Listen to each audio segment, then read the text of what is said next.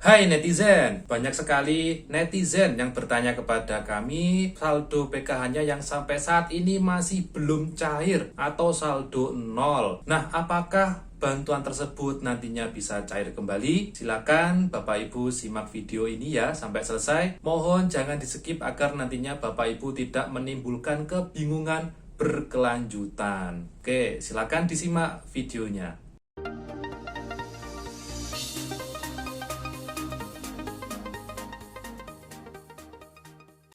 Assalamualaikum warahmatullahi wabarakatuh. Senang sekali saya bisa bertemu Anda semua. Bagaimana Anda semua kabarnya hari ini? Mudah-mudahan Anda semua dalam kondisi sehat walafiat, tetap diberi kesehatan, kelancaran rezeki, dan juga kemudahan dalam melakukan aktivitas di hari ini. Bagi Anda semua yang barusan gabung di channel saya ucapkan selamat datang di channel Hariska Vlog. Perkenalkan, nama saya Haris, saya dari administrator data PKH.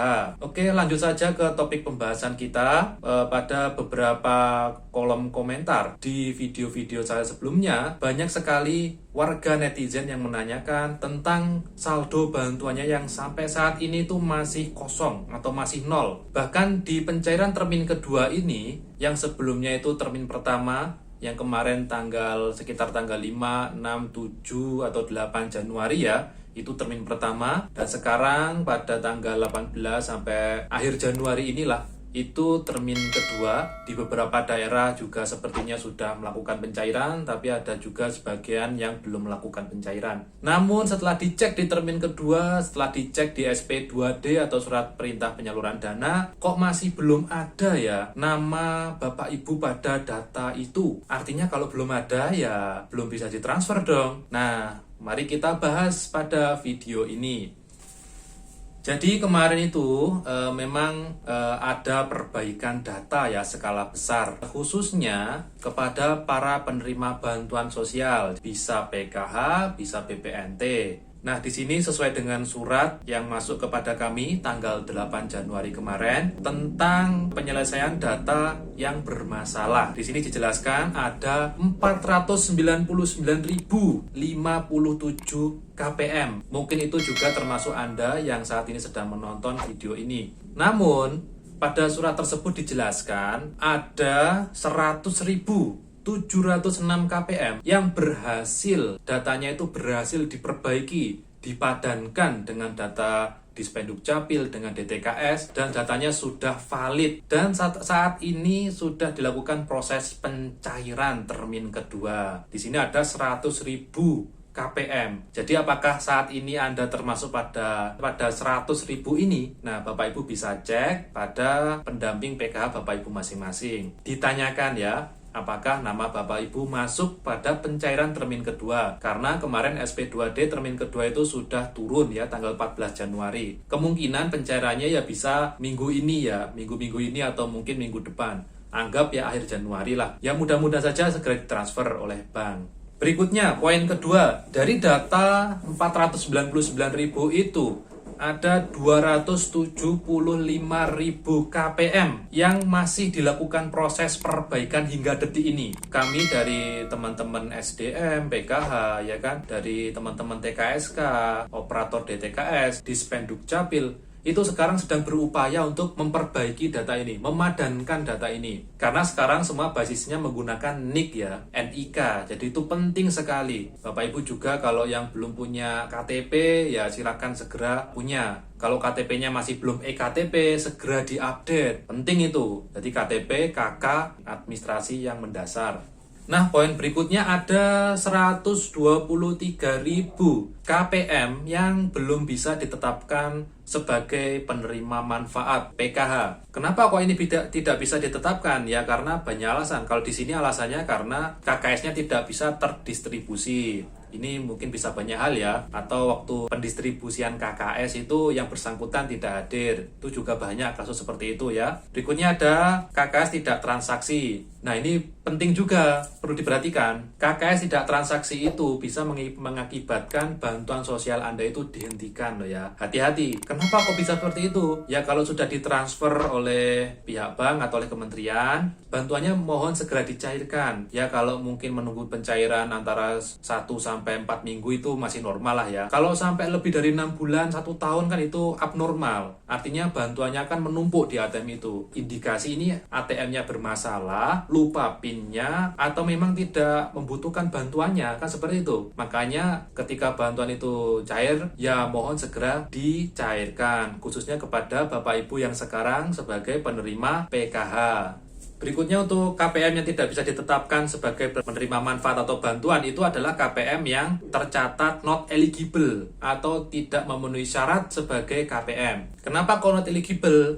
Ya banyak hal ya, mungkin karena keluarganya sudah tidak memiliki komponen lagi sebagai penerima PKH, atau mungkin sudah mampu atau kaya, atau mungkin yang bersangkutan meninggal dunia. Jadi banyak kasus sehingga ya terhenti kepesertaannya sebagai penerima PKH.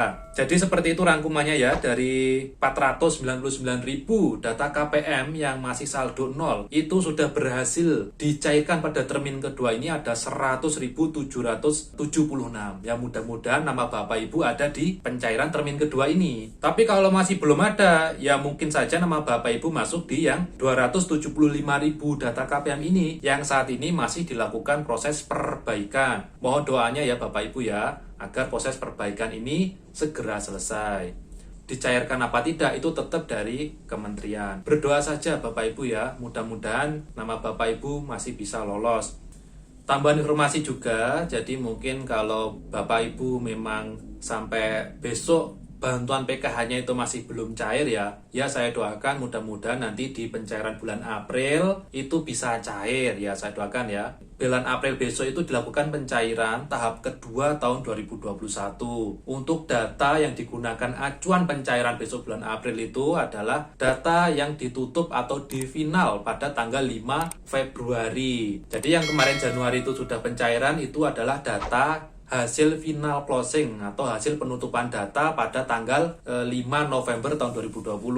Sedangkan untuk besok pencairan bulan April, itu data yang digunakan yakni data yang ditutup atau di final pada tanggal 5 Februari. Jadi misal Bapak Ibu penerima PKH dan sekarang mungkin ibunya sudah hamil lagi, nah itu silakan dilaporkan kepada pendamping agar nantinya bisa kami mutakhirkan data Bapak Ibu pada sistem PKH. Ya siapa tahu nanti pada bulan April komponen ibu hamil itu bisa masuk nominal bantuan, ya seperti itu ya. Namun dengan beberapa catatan, karena kan kemarin ada aturan baru kan di PKH ya, bahwa pada satu keluarga itu dibatasi hanya 4 kategori. Dan di situ dijelaskan kalau ibu hamil itu yang dapat bantuan adalah maksimal kehamilan kedua. Jadi kalau kehamilan ketiga itu belum bisa atau tidak bisa mendapatkan bantuan PKH. Berikutnya adalah anak balita itu dibatasi hanya ada 2 anak balita. Untuk SD dibatasi hanya 1, SMP itu hanya 1, SMA hanya 1, disabilitas berat 1, dan lansia 70 tahun ke atas juga 1 saja. Seperti itu ya.